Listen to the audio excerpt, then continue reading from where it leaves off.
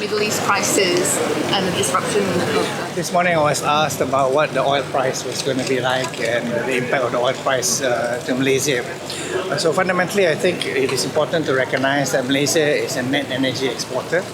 Yeah, so in that sense that we have some positive benefits that's going to come up from this one. However, what's also important is to understand the implication of what's going to happen in the country itself, especially for the people in Malaysia. So as you know, over the last 2 years, we've been spending a lot of time to doing some subsidy rationalization.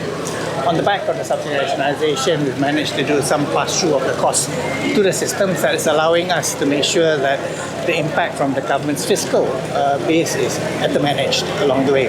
And at the moment, focus on our petrol is on two things. One is to ensure that supply is stable in the country.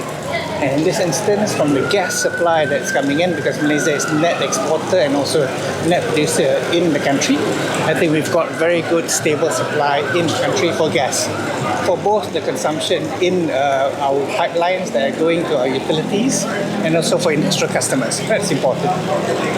Second, in order to make sure that also petrol supplies are in good shape, and I think stocks are in good levels at this point of time, and we do also produce crude in the country, so that gives us some flexibility to manage through. So in essence, Malaysia is probably better suited at this juncture to manage through. Of course, price will transmit through the system, but because we have the capacity to manage through, the impact to the people will be managed in that manner.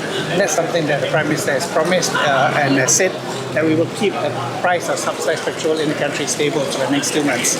We hope that the issue that we're seeing and developing in the Middle East will find resolution.